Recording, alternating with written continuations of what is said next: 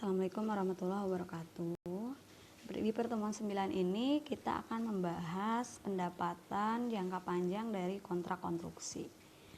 Nah, adapun karakteristiknya, yang pertama, kontrak konstruksi ini bisa untuk aset tunggal atau berkaitan dengan sejumlah aset.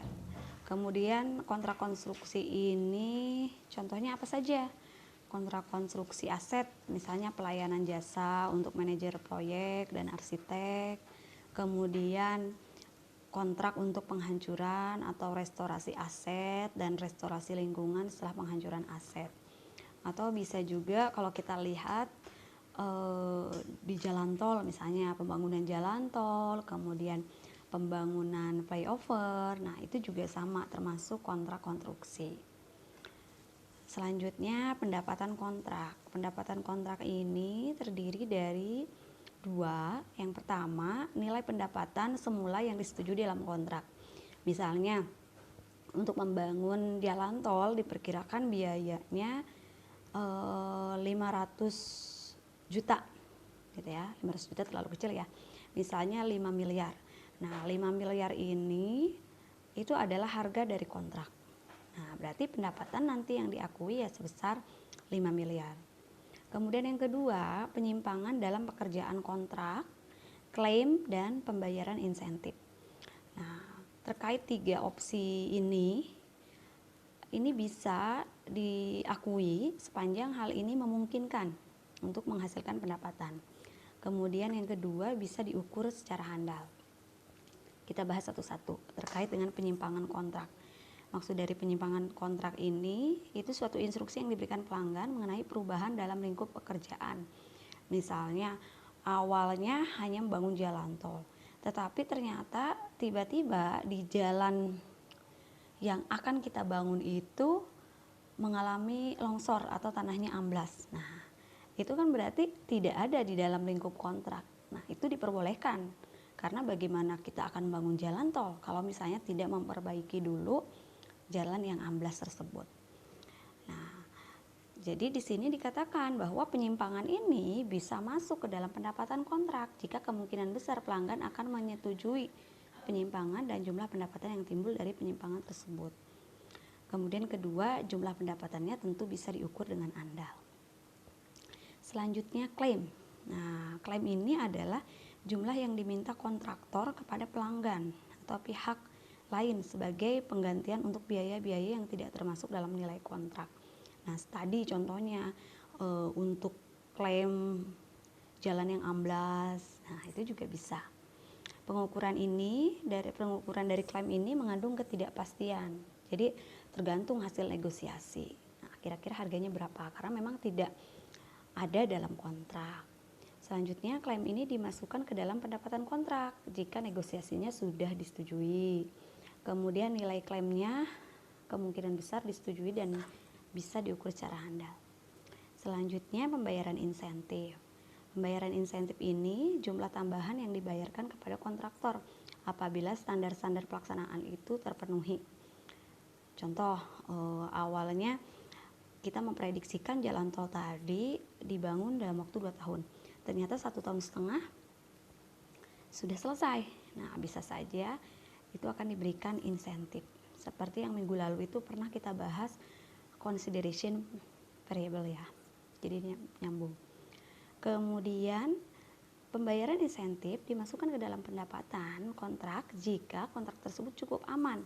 Artinya tidak ada kemungkinan besar pelanggan itu memang akan melaksanakan gitu ya.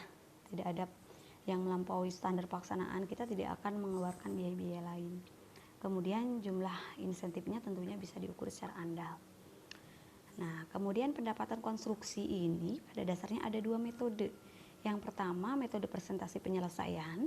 Yang kedua, metode kontrak selesai. Apa bedanya? Kalau metode presentasi penyelesaian, pendapatan kontrak ini diakui sebagai pendapatan dalam laba rugi setiap tahun. Misalnya kontraknya 3 tahun, berarti tahun pertama diakui, tahun kedua diakui, dan tahun ketiga diakui laba atau ruginya. Selanjutnya biaya kontrak juga diakui sebagai beban. Jadi pendapatan dan beban itu diakui setiap tahun. Sedangkan untuk metode kontrak selesai, pendapatan itu diakui jika kontraknya telah selesai dilaksanakan. Nah, kalau tadi kontraknya 3 tahun, berarti pendapatan dan beban ini baru diakui gitu ya.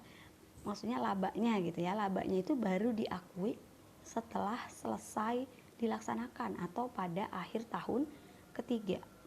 Lalu tahun pertama dan tahun kedua diakui tidak? Yang diakui itu pendapatannya itu hanya sebesar beban. Jadi artinya tidak ada laba atau rugi. Oke, sekarang kita lihat. Jadi pada dasarnya semua perusahaan harusnya menggunakan metode presentasi penyelesaian. Tetapi jika kondisi-kondisi ini terpenuhi. Yang pertama, jumlah pendapatan kontraknya memang bisa diukur dengan andal.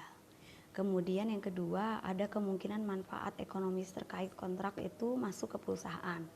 Kemudian yang ketiga, biaya kontrak sampai selesai dan tingkat penyelesaian pada akhir periodenya bisa diukur dengan andal. Kemudian yang keempat, biaya kontrak yang berasal dari kontrak dapat diidentifikasi dan diukur dengan andal.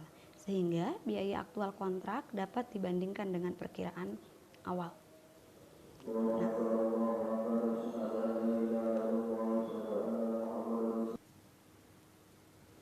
oke, di PSAK yang terbaru atau yang mengadopsi IFRS ternyata tidak persyaratannya itu tidak 4 kondisi. Jadi cukup 3 kondisi.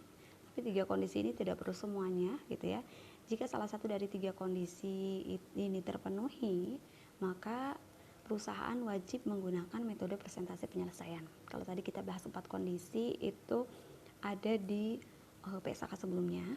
Nah, setelah direvisi PSAK 34 ini ternyata hanya jika satu dari 3 kondisi ini terpenuhi. Yang pertama, besar kemungkinan manfaat ekonominya berhubungan dengan kontrak.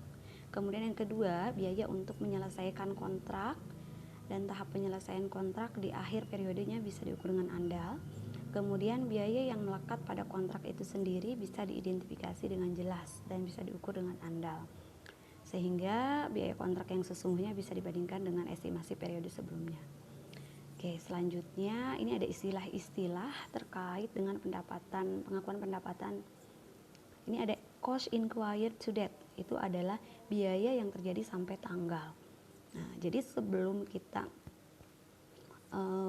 membahas lebih lanjut, yang pertama kita cari ini adalah persentase komplitnya. Persentase komplit ini merupakan perbandingan antara cost incurred to date atau biaya yang dikeluarkan sampai tanggal dibagi dengan most recent estimate total cost atau berapa total biaya yang terjadi. Kemudian yang kedua, ini ada revenue to be recognized to date atau pendapatan. Pendapatan di sini maksudnya adalah gross profit gitu ya. Yang terjadi sampai tanggal itu diambil dari persen komplit dikali dengan estimate total komplit. Selanjutnya current period revenue atau revenue untuk tahun ini. Revenue untuk tahun ini atau gross profit untuk tahun ini berasal dari revenue to be recognized to date atau pendapatan yang terjadi sampai tanggal dikurangi dengan pendapatan pada periode sebelumnya. Oke, sekarang kita lihat contohnya ya. Hadrat Construction melakukan kontrak konstruksi di mana nilai kontraknya ini 4.500.000. Estimasi biayanya 4 juta. Kontrak ini dimulai Juli 2019 sampai dengan Oktober 2021.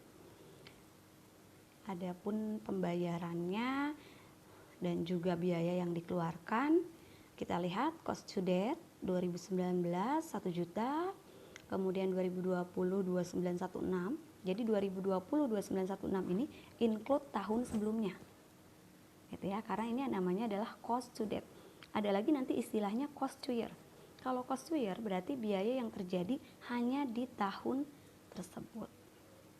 Oke, selanjutnya di tahun 2021 ternyata cost to date-nya itu 4.050.000. Yang awalnya tadi kita perkirakan estimate cost-nya 4 juta, ternyata menjadi 4.050.000. Kemudian estimate cost to complete-nya 3 juta, 2020 1.134.000. Progress billing ini merupakan tagihan dari kontraktor kepada pelanggan. Tahun 2019 900, tahun 2020 2.400.000 dan 2021 1.200.000. Nah, karena ini progress billing during the year, berarti tagihannya itu hanya untuk tahun yang bersangkutan saja. Kemudian cash collected during the year, atau ini merupakan piutang yang sudah dibayarkan gitu ya, cash yang sudah masuk kepada konstruksi, yaitu 750, 1 juta, 750 dan 2 juta. Oke, sekarang kita lihat perhitungannya. Tadi yang pertama kita hitung adalah persen komplit. Persen komplit itu merupakan perbandingan dari cost to debt dibandingkan dengan estimate total cost. Nah, kita lihat cost to debt-nya 1 juta, estimate cost to complete-nya 3 juta. Berarti estimate total cost-nya 4 juta. Nah, berarti perbandingannya di sini untuk tahun 2019 1 juta dibandingkan dengan 4 juta. Berarti 25%. Jadi asumsinya pada tahun pertama kontrak ini progresnya itu baru 25%, sehingga yang dibayar pun 25%. Kemudian untuk tahun kedua 72% dan tahun ketiga 100%. Nah, selanjutnya kita melakukan penjurnalan. Nah, penjurnalan di sini, sebelum ke penjurnalan, persentase komplit ini, kita lihat juga ada estimate total gross profit. Nah, estimate total gross profit di tahun 2019 itu 500.000 dari mana?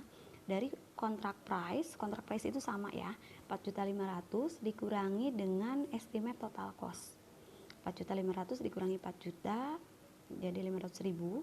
Kemudian tahun kedua 4.500.000 dikurangi 4.050.000, 450.000, dan tahun ketiga 4.500.000 dikurangi 4.050.000 yaitu 450.000.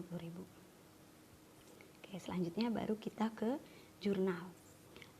Jurnal ada 3 jurnal, ini diambil dari soal, gitu ya. Yang pertama, jurnal untuk mencatat berapa sih biaya yang kita keluarkan setiap tahun. Nah, ini bisa dilihat dari cost to debt. Nah, tetapi karena jurnal ini dibuat per tahun, maka ketika angka tersebut cost to debt, kita harus cari berapa per tahunnya. Contoh, 2019 1 juta, 2020 1916. Kenapa 1916? Karena cost to debt ini 2.916, seperti tadi yang sudah saya jelaskan, ini include tahun sebelumnya, di mana tahun sebelumnya itu kita lihat sebesar 1 juta. Sehingga yang kita akui di tahun 2020 itu 1.916. Kemudian tahun 2021 1134, yaitu dari 4.050 dikurangi 2.916. Selanjutnya, pencatatan progress billing atau tagihan kepada pelanggan. Seperti di soal, tahun pertama 900.000, tahun kedua 2.400.000, dan tahun ketiga 1.200.000. Kemudian yang ketiga, untuk mencatat collection atau pembayaran dari customer. Sama juga, kita lihat seperti di soal. Tahun pertama 750.000, tahun kedua 1.750.000, dan tahun ketiga 2 juta. Nah, ini jurnal yang pertama ya, ada 3 bagian. Selanjutnya, kita menghitung berapa pendapatan, beban, dan gross profit yang diakui. Nah, ini menggunakan metode percentage of completion. Kita lihat perhitungannya. Ini ada to date, recognized in prior years atau periode sebelumnya, dan recognized in current year atau periode saat ini. Nah, revenue tadi masih ingat ya, bahwa kontraknya senilai 4.500.000. Nah, karena progresnya baru 25%, maka 4.500.000 itu kita kalikan 25%. Didapatlah angka 1.125.000. Costnya berapa tadi di soal? Costnya itu 1 juta. Berarti gross profitnya 125, yaitu dari 1.125 dikurangi dengan 1 juta. Nah, karena tidak ada tahun sebelumnya, ini kan tahun pertama, sehingga cost to death-nya itu sama dengan current year yang terjadi tahun ini. Selanjutnya tahun 2020. Merujuk ke soal sebelumnya, perhitungan sebelumnya, bahwa persentase komplitnya itu di tahun kedua 72%. Berarti 4.500.000 dikali dengan 72%, 3.240.000. Kemudian cost-nya 2.916.000. Jadi gross profit-nya 324.000. Kita masukkan periode sebelumnya, 1.125.000 dikurangi 1 juta, jadi 125.000. Maka recognize current year-nya 3240 dikurangi 1125, 2115, dan selanjutnya. Jadi gross profit-nya itu 199. Selanjutnya tahun 2021, revenue-nya 4.500.000, kemudian cost-nya 4.050.000. Jadi gross profit-nya 450.000. Kita kurangi dengan periode sebelumnya, maka untuk periode tahun ini gross profit-nya yang diakui adalah sebesar 126.000. Nah, selanjutnya kita membuat jurnal. Jurnalnya untuk mengakui pendapatan, beban, dan juga gross profit. Nah, construction in process atau gross profit gitu ya, ini sebesar 125.000 di debit. Kemudian construction expense 1 juta di debit, dan kreditnya adalah revenue from long term contract. Jadi yang dimasukkan ke dalam jurnal itu adalah yang current year ya, yang ditandai merah. Kemudian tahun kedua construction in process-nya 199.000, construction expense-nya 1916, dan revenue from long term contract-nya 2.115.000. Nah, dan seterusnya ya. Nah, kemudian di tahun 2021 atau tahun terakhir, selain pengakuan pendapatan dan beban, kita juga mengakui bahwa kontrak ini sudah selesai. Kalau kontraknya sudah selesai, berarti jurnalnya adalah billing on construction in process pada construction in process. Nah, berapa ini nilainya? Nilainya seharusnya adalah 4.500.000. Nah, kita lihat ya. Ini construction in process-nya. Nah, bagaimana penampilannya pada financial statement? Nah, jadi pada financial statement di tahun pertama, revenue-nya itu kan 1.125.000. Billing to date-nya atau baru ditagih 900.000. Berarti yang belum ditagihkan 225. Sedangkan untuk income statement kita lihat 1.125.000 untuk revenue, kemudian expense-nya 1 juta, dan gross profit-nya 125.000. Untuk statement of financial position-nya construction in process 1.125.000, kemudian billing-nya yang ditagih baru 900.000, jadi yang belum ditagihnya 225.000. Account receivable di sini 150.000 dari mana? Dari yang ditagih 900.000 dikurangi dengan yang baru dibayar sebesar 750.000. Jadi 150.000. Itu untuk tahun pertama. Selanjutnya tahun kedua. Di tahun kedua ini revenue from long term kontraknya 2.115.000. Kemudian cost of construction-nya 1916. Jadi gross profit-nya 199.000. Nah, kemudian account receivable-nya 150.000, itu sisa yang dari tahun pertama. Kemudian ditambah 2.400.000 dan dikurangi dengan 1.750.000 yang dibayarkan pada tahun kedua. Jadi 800.000. Kemudian billing tagihannya sebesar 3.300.000 dikurangi dengan construction in process 3.240.000. Nah, jadi sisanya 60.000. Tahun ketiga revenue-nya sama. Nah, itu tadi untuk metode presentasi penyelesaian. Nah, apa sih bedanya dengan cost recovery? Saya ingatkan kembali ya, tadi bahwa untuk cost recovery, pendapatan dan beban atau laba gitu ya, ini baru diakui pada akhir tahun ketiga. Sehingga pada tahun pertama dan tahun kedua, laba atau ruginya kita lihat nol. Kenapa bisa nol? Karena mereka mengakui pendapatan itu sebesar beban yang dikeluarkan. Ketika tahun 2019 mereka mengeluarkan beban 1 juta, maka pendapatan yang diakui pun 1 juta. Kemudian tahun kedua pendapatannya 1916, maka beban yang diakuinya 1916, maka pendapatan pun diakui 1916. Baru di tahun ketiga mereka mengakui keseluruhan, yaitu 1584 dikurangi dengan 1134, 450.000. Sehingga jurnalnya tidak ada construction in process, hanya ada construction expense pada revenue long term contract. Ini untuk tahun pertama dan tahun kedua. Selanjutnya di tahun ketiga baru ada construction in process sebesar 450.000, kemudian construction expense 1134 dan revenue-nya 1584. Sama dengan yang percentage of completion di tahun terakhir juga kita mengakui billing on construction in process pada construction in process sebesar 4.500.000. Nah, kalau kita bisa lihat perbedaannya, jadi sebenarnya sama-sama 450.000, hanya jika persentase komplit kita akui bertahap. Tahun 2019 125, tahun 2020 199 dan tahun 2021 126.